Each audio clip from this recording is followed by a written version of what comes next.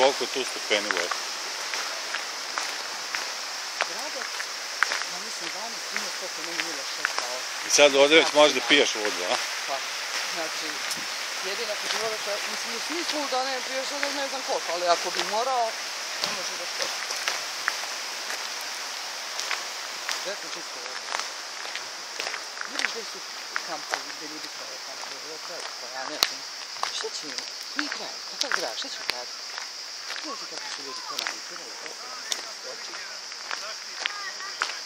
Budem ti tu negdje gore vodi, puta.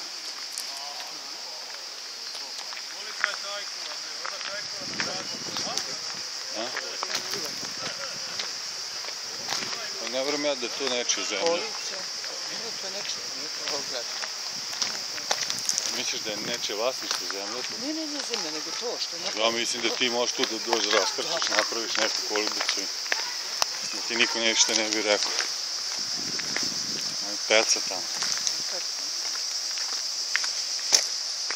Vidi gdje to je cilj. Nije, ne, ima put pored Graceva. Ima put pored... Evo, mušićarenje.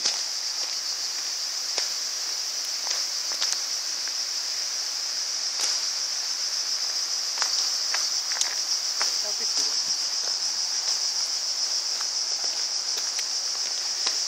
Evo da se.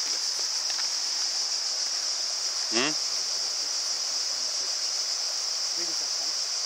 Samo ne znam da će sunce. Slušaj ovu tišinu. Šta? Slikaj mi.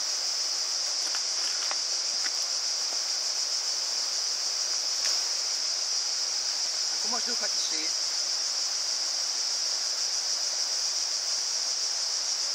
Hop, pada ja. Pogledaj, je li uspešno?